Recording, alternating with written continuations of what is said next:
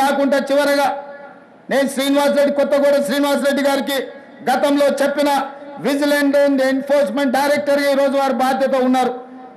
ఎట్లయితే సైన్యంలో పనిచేసే సైనికులకు సైనిక్ స్కూల్ ఉందో తెలంగాణ రాష్ట్రంలో పోలీస్ డిపార్ట్మెంట్లో పనిచేస్తున్న హోంగార్డు నుంచి డీజీపీ వరకు సైనికులకు ఎట్లయితే సైనిక్ స్కూల్ ఉందో పోలీసులకు కూడా ప్రత్యేకంగా ఒక రెసిడెన్షియల్ పోలీస్ స్కూల్ మొదలుపెట్టి 50 ఎకరాలల్లా అద్భుతంగా ఈ దేశంలోనే అత్యంత నాణ్యమైన విద్యను అందించే బాధ్యత తెలంగాణ రాష్ట్ర ప్రభుత్వం తీసుకుంటుంది.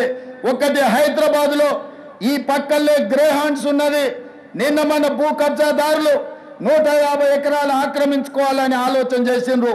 అందులో 50 ఎకరాల స్థలాన్ని ఇక్కడ రెండవ స్కూల్ వరంగల్లో 50 ఎకరాలు కేటాయించి మీ అందరికీ 6th క్లాస్ నుంచి పీజీ వరకు. IVF ఒక అధునాతన సంతానోత్పత్తి చికిత్స. అనేక దంపతులకు తల్లిదండ్రులు కావాలనే వారి కలను నెరవేర్చుకోవడానికి సహాయపడుతుంది. ఈ రోజే OSS ఫర్టిలిటీని సందర్శించండి. డాక్టర్లు, ఇంజనీర్లు కూడా చదువుకోవడానికి పోలీసుల పిల్లల కోసం 100% ఉచిత విద్యను అందించడానికి మా ప్రభుత్వం కట్టుబడి ఉన్నది. పోలీసు కుటుంబం నుంచి వచ్చిన నేను పోలీసుల బాధలు తెలుసు. వాళ్ళ పిల్లల విద్య విషయంలో నాకు సంపూర్ణమైన అవగాహన ఉన్నది. అందుకే ఈనాడు ఈ వేదిక మీద నుంచి డీజీపీ గారికి నేను ఆదేశాలు ఇస్తున్నా. ఈ కార్యక్రమం తర్వాత శ్రీనివాసరెడ్డి గారిని పిలిచి మాట్లాడి పోలీస్ స్కూల్ ఏర్పాటు చేయడానికి అవసరమైన ఫైల్ ప్రిపేర్ చేయండి. 50 ఎకరాల స్థలాన్ని కేటాయించడానికి అవసరమైన చర్యలన్నీ తీసుకోండి. రాబోయే 2 ఏళ్లలో ఇక్కడ పోలీస్ స్కూల్ ఉండాలి. హోంగార్డు నుంచి డీజీపీ వరకు ఏ హోదా అయినా మీ పిల్లలు చదువుకోవాలంటే అందరూ ఒకే దగ్గర చదువుకోవాలి, ఒకే దగ్గర ఉండాలి, ఒకే దగ్గర తినాలి, ఒకే దగ్గర పడుకోవాలి. అప్పుడే ఈ అంతరాలు తగ్గుతాయి. మీ పిల్లలు సుశిక్షితులైన భారతీయులుగా మారుతారు. అందుకే మిత్రులారా, పోలీసుల యోగక్షేమాలు, పోలీసుల యొక్క సమస్యల్ని తీర్చే బాధ్యత నాది. మీరు నిశ్చింతగా ఉండండి.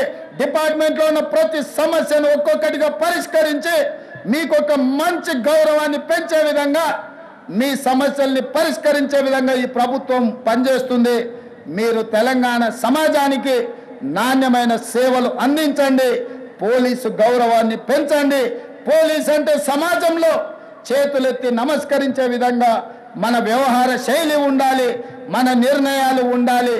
మధ్యలో అక్కడక్కడ టీవీలలో సినిమాలలో చెప్తుంటారు ఫ్రెండ్లీ పోలీసింగ్ ఉండాలని. నేను కూడా ఒప్పుకుంటా ఫ్రెండ్లీ పోలీసింగ్ ఉండాలని.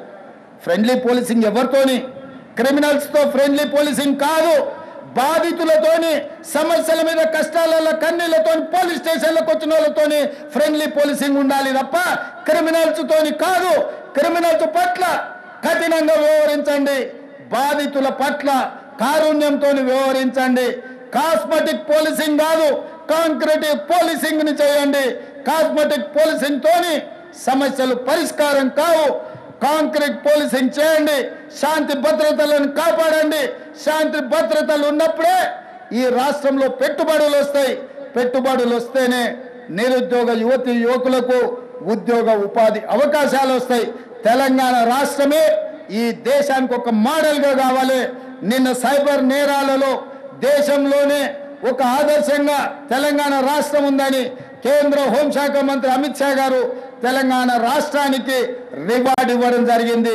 ఆ శాఖను కూడా మనస్ఫూర్తిగా అభినందిస్తూ ఇంత మంచి కార్యక్రమాన్ని ఏర్పాటు చేసి ఇందులో మిమ్మల్ని అందరినీ కలుసుకొని రేపటి భవిష్యత్తు గురించి చర్చించుకోవడానికి అవకాశం కల్పించిన ప్రతి ఒక్క సిబ్బందికి, ఈ కార్యక్రమంలో పాల్గొన్న ప్రజాప్రతినిధులు, స్థానిక ఎంపీ విశ్వేశ్వరరెడ్డి గారు, ఎమ్మెల్సీ మహేందర్ రెడ్డి గారు, అదేవిధంగా స్థానిక ఎమ్మెల్యే ప్రకాష్ గౌడ్ గారు, అదేవిధంగా డీజీపీ గారు, ఇతర ప్రజాప్రతినిధులు, ఈరోజు పాసింగ్ అవుట్ పరేడ్ చేస్తున్న ఈ సిబ్బంది యొక్క తల్లిదండ్రులు, వాళ్ళ కుటుంబ సభ్యులు వచ్చిన వాళ్ళందరికీ మనస్ఫూర్తిగా శుభాకాంక్షలు తెలియజేస్తూ మీ అందరి దగ్గర సెలవు తీసుకుంటున్న మిత్రులారా, ధన్యవాదాలు.